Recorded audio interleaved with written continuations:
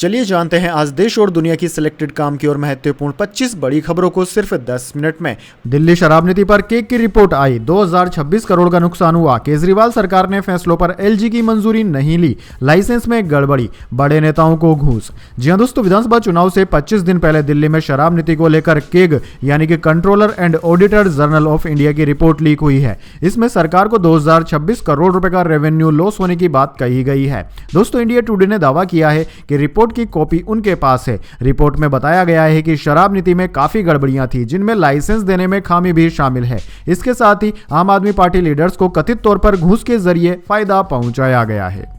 चलिए दोस्तों, जान लेते हैं इसके बाद अगली बड़ी खबर। अमित शाह बोले, केजरीवाल ने अन्ना जैसे संत का इस्तेमाल किया, सत्ता में आकर भ्रष्टाचार के सारे रिकॉर्ड तोड़े। 5 फरवरी आपदा से मुक्ति का दिन है। जी हां दोस्तों, दिल्ली में गृह मंत्री अमित शाह ने शनिवार को झुग्गी बस्ती प्रधान सम्मेलन में कहा कि दिल्ली के झुग्गीवासी झूठे वादे करने वाले अरविंद केजरीवाल को सबक सिखाने जा रहे हैं। 5 फरवरी दिल्ली का आपदा से मुक्ति का दिन है। इस दिन दिल्ली को करप्शन से मुक्ति मिलेगी। आम आदमी पार्टी सरकार ने दिल्ली को नरक बनाने का काम किया है। जिन लोगों ने भ्रष्टाचार के खिलाफ आंदोलन किया, अन्ना जैसे संत पुरुष को आगे करके सत्ता में आए। उन्होंने इतना भ्रष्टाचार किया कि सारे रिकॉर्ड टूट गए। दिल्ली सरकार 10 साल से डिजास्टर बनी हुई है। पूरा देश कहां से कहां पहुंच गया, लेकिन दिल्ली वाले वहीं के वहीं रह गए हैं। पंजाब के लोग कह रहे हैं कि केजरीवाल को वोट मत दो, क्योंकि वे झूठे हैं, विश्वासघाती हैं और भ्रष्ट हैं। चलिए दोस्तों, जान लेते हैं इसके बाद अगली खबर। एमवीए में पड़ गई दरार, उद्धव गुट ने बीएमसी समेत दूसरे निकाय चुनाव अकेले लड़ने का कर दिया ऐलान। जी हां दोस्तों, शिवसेना नेता संजय रावत ने शनिवार को कहा कि उनकी पार्टी महाराष्ट्र के विभिन्न स्थानीय निकायों के आगामी चुनाव अकेले लड़ेगी। उन्होंने कहा कि पार्टी प्रमुख उद्धव ठाकरे ने पार्टी को संकेत दिए हैं कि उसे अकेले चुनाव लड़ना चाहिए। पत्रकारों से बात करते हुए शिवसेना यूबीटी के राज्यसभा सांसद रावत ने कहा कि इंडिया ब्लॉक और महाविकास अघाड़ी गठबंधन लोकसभा और विधानसभा चुनाव के लिए है। संजय रावत ने कहा कि गठबंधन में व्यक्तिगत पार्टियों के कार्यकर्ताओं को अवसर नहीं मिलते हैं और यह राजनीतिक दलों के संगठनात्मक विकास में बाधा भी डालता है। चलिए दोस्तों, जान लेते हैं अगली खबर। सीएम योगी बोले, कमजोर होंगे तो अंजाम धर्म स्थल भुगतेंगे, बहन बेटियां भुगतेंगी। रामलला की प्राण प्रतिष्ठा की पहली वर्षगांठ में शामिल हुए। जी हां दोस्तों, अयोध्या में रामलला की प्राण प्रतिष्ठा की पहली वर्षगांठ में सीएम योगी आदित्यनाथ शामिल हुए। उन्होंने कहा कि जिन कारणों से हमारे पूज्य आराध्य देव स्थल अपमानित हो रहे थे, अगर हम जाति के नाम पर विभाजित रहेंगे तो इस तरह की अपमानजनक स्थितियों का सामना करना पड़ेगा। हम कमजोर होंगे तो इसका खामियाजा हमारे पूज्य धर्म स्थलों को भुगतना होगा, बहन बेटियों को भुगतना होगा। चलिए दोस्तों, जान लेते हैं अगली खबर। अमेरिका जापान ने रूस के खिलाफ नए प्रतिबंध लगाए, 2 भारतीय कंपनियों पर भी बैन लगा दिया। कच्चे तेल की कीमत 3% बढ़कर $80 प्रति बैरल के पार पहुंची। जी हां दोस्तों, अमेरिका और जापान ने शुक्रवार को रूस के खिलाफ यूक्रेन युद्ध की वजह से नए प्रतिबंधों का ऐलान कर दिया। यूएस डिपार्टमेंट ऑफ स्टेट के मुताबिक अमेरिका ने रूस की 200 से ज्यादा कंपनियों और व्यक्तियों के साथ 180 से ज्यादा जहाजों पर बैन लगा दिया है। इसके अलावा 2 भारतीय company sky heart management services और एविजन मैनेजमेंट सर्विसेज में भी बैन लगा दिया गया है। बाइडेन सरकार का कहना है कि इन भारतीय कंपनियों ने रूस से एलएनजी का ट्रांसपोर्ट किया था, जो अमेरिकी प्रतिबंधों का उल्लंघन है। चलिए दोस्तों, जान लेते हैं अगली खबर।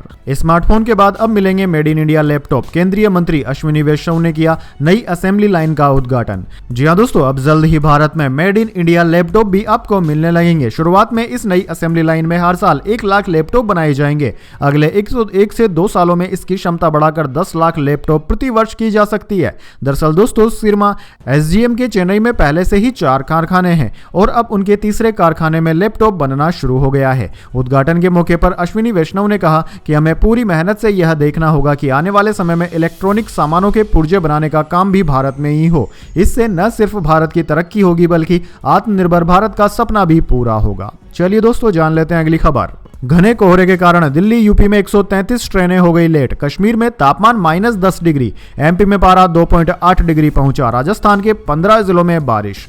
जी हां दोस्तों, देश के 16 राज्यों में लगातार दूसरे दिन घना कोहरा देखने को मिला। कई शहरों में दोपहर तक धुंध देखने को मिली। दिल्ली के कुछ इलाकों में विजिबिलिटी 0 रिकॉर्ड की गई है। इससे 45 ट्रेनें लेट हो गई। वहीं दोस्तों, यूपी के भी कई जिलों में विजिबिलिटी 100 मीटर तक घट गई। कानपुर स्टेशन पर करीब 88 ट्रेनें अपने निर्धारित समय पर नहीं पहुंच पाई। दिल्ली और यूपी मिलाकर कुल 133 ट्रेनें लेट रही। वहीं दोस्तों, जम्मू कश्मीर और हिमाचल प्रदेश में बर्फबारी के कारण मैदानी इलाकों में सर्दी तेज हो गई है। मध्य प्रदेश के शहडोल में तापमान 2.8 30.8 डिग्री रिकॉर्ड किया गया। इसके अलावा दोस्तों राजस्थान में जयपुर, अजमेर सहित 15 शहरों में शनिवार सुबह तेज बारिश हुई। यहाँ 5 जिलों में ओले गिरने का भी अलर्ट है। भारतीय मौसम विज्ञान विभाग ने कहा है कि राजस्थान में तापमान अभी और ज्यादा गिरेगा। जम्मू कश्मीर का पहलगांव -10 डिग्री तापमान के साथ देश का सबसे ठंडा शहर रहा। हिमाचल प्रदेश के तांबो में तापमान -11 डिग्री दर्ज किया गया। वैसे दोस्तों कमेंट करके बताइए आप इस वीडियो को देश के कौन से शहर से देख रहे हैं।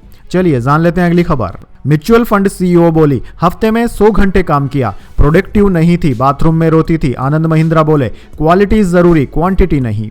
जी हां दोस्तों, कर्मचारियों के वर्क आवर बढ़ाने की बहस के बीच एडलवाइस म्यूचुअल फंड की एमडी और सीईओ राधिका गुप्ता ने हफ्ते में 100 घंटे काम करने का अपना एक्सपीरियंस शेयर किया। उन्होंने एक्स पर लिखा कि मैंने अपनी पहली नौकरी के दौरान अपने पहले प्रोजेक्ट पर लगातार 4 महीनों तक हर महीने 100 घंटे काम किया। एक दिन की छुट्टी के साथ हर दिन 18 घंटे काम किया।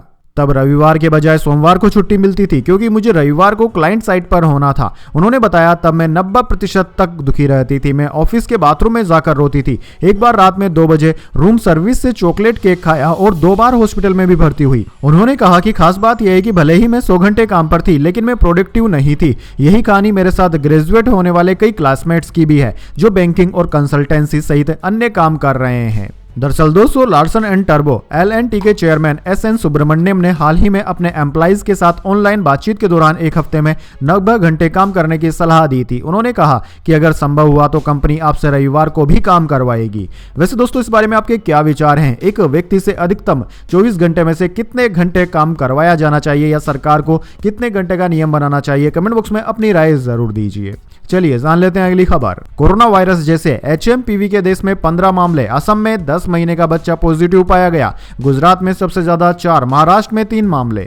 जी हां दोस्तों, कोरोना वायरस जैसे ह्यूमन बेटा न्यूमो वायरस HMPV के देश में अब कुल 15 मामले हो गए हैं। शनिवार को असम में पहला केस सामने आया था। यहाँ 10 महीने का बच्चा पॉजिटिव है। बच्चे का डिब्रूगढ़ में असम मेडिकल कॉलेज और अस्पताल में इलाज चल रहा है। उसकी हालत स्थिर है। डॉक्टर ध्रुव ज्योति भुइया ने बताया कि बच्चे को 4 दिन पहले सर्दी जुकाम के लक्षणों के चलते सरकारी अस्पताल में भर्ती किया गया था।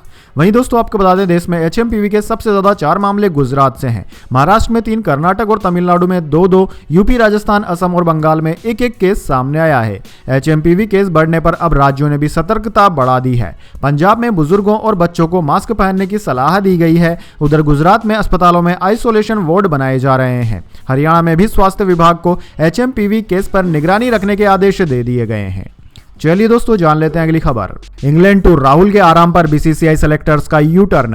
पहले रेस्ट दिया था, अब वनडे सीरीज खेलने को कहा। जी हां दोस्तों, इंग्लैंड सीरीज के लिए KL राहुल के सिलेक्शन पर BCCI सेलेक्टर्स ने यू टर्न ले लिया है। दरअसल दोस्तों चयनकर्ताओं ने उन्हें इंग्लैंड के खिलाफ वनडे सीरीज खेलने को कहा है ताकि राहुल को चैंपियंस ट्रॉफी से पहले अच्छी प्रैक्टिस मिल जाए। टाइम्स ऑफ इंडिया ने सूत्रों के हवाले से दावा किया है कि पहले राहुल को चैंपियंस ट्रॉफी तक आराम देने का फैसला किया गया था, जिसे अब बदल दिया गया है। दरअसल दोस्तों टीम इंडिया को चैंपियंस ट्रॉफी से ठीक पहले 3 वनडे और 5 T20 मुकाबलों की सीरीज खेलनी है। वनडे सीरीज के मुकाबले 6, 9 और 12 फरवरी को खेले जाएंगे। वहीं T20 सीरीज के मैच 22 जनवरी से शुरू होंगे। चलिए दोस्तों जान लेते हैं अगली खबर। ढल्लेवाल की हालत हुई नाजुक, रिपोर्ट्स आज आएंगी। किसान नेता सार्वजनिक करेंगे। SKM नेताओं ने खनौरी बॉर्डर पर मुलाकात की। जी हां दोस्तों, पंजाब हरियाणा के खनौरी बॉर्डर पर किसान नेता जगजीत सिंह ढल्लेवाल के आमरण अनशन का आज 47वां दिन समाप्त हो गया। गुरुवार को हुए उनके टेस्टों की रिपोर्ट अभी तक नहीं आई है। आज किसान नेता रिपोर्ट्स को खुद जनता के सामने रखेंगे। इससे पहले शुक्रवार को संयुक्त किसान मोर्चा SKM के नेता बलबीर सिंह राजेवाल, जोगिंदर सिंह उग्राव, दर्शनपाल सिंह व अन्य खनौरी बॉर्डर पर पहुंचे और उन्होंने ढल्लेवाल से मुलाकात की थी। किसान नेताओं ने 9 जनवरी को मोगा में हुई महापंचायत में पास प्रस्ताव को मोर्चे के नेताओं को सौंपा। किसान नेताओं ने इस आंदोलन को मजबूत करने के लिए सभी का सहयोग मांगा और केंद्र सरकार से MSP गारंटी कानून की मांग को जल्द पूरा करने का आह्वान किया है। चलिए दोस्तों जान लेते हैं अगली खबर। बजट में किसानों को तोहफा, किसान क्रेडिट कार्ड की लिमिट 3 लाख से बढ़ाकर हो गई है अब इतनी। जी हां दोस्तों, केंद्रीय बजट 1 फरवरी 2025 को संसद में पेश किया जाएगा और वित्त मंत्री निर्मला सीतारमण इस बजट में मोदी सरकार के अगले कुछ सालों के लिए रोड मैप पेश करेगी, जिसके साथ देश के करोड़ों लोगों की अपेक्षाएं भी जुड़ी हुई है। केंद्र सरकार के सामने करोड़ों उम्मीदों को पूरा करने के लिए इस बजट में काफी संभावनाएं हैं। अब इसी कड़ी में किसान क्रेडिट कार्ड की उधारी लिमिट को लेकर भी अच्छी खासी खबर आ रही है। दरअसल दोस्तों आपको बता दें, वित्त मंत्रालय के जुड़े सूत्रों ने बताया है कि अब किसान क्रेडिट कार्ड की उधारी की लिमिट 5 लाख रुपए की जा सकती है, जो फिलहाल 3 लाख रुपए है। चलिए दोस्तों जान लेते हैं अगली खबर। शीशे पर न तो बर्फ जमेगी और न ही कम होगी रफ्तार। -30 डिग्री में भी फर्राटेदार दौड़ेगी जम्मू कश्मीर वंदे भारत ट्रेन। जी हां दोस्तों, देश के कोने कोने से वंदे भारत एक्सप्रेस ट्रेन को चलाने का प्लान तैयार किया गया है। इसी बीच जम्मू कश्मीर वंदे भारत एक्सप्रेस ट्रेन का एक वीडियो सामने आया है, जिसे रेल मंत्री अश्विनी वैष्णव ने अपने एक्स अकाउंट से शेयर किया। इस वीडियो में जम्मू कश्मीर वंदे भारत के फीचर्स के बारे में बताया गया है। दरअसल दोस्तों, इसमें बताया गया है कि कैसे इसकी रफ्तार -30 डिग्री में भी कम नहीं होगी। वहीं कुछ ऐसी व्यवस्थाएं भी की गई है जिससे शीशे पर बर्फ भी नहीं जम पाएगी।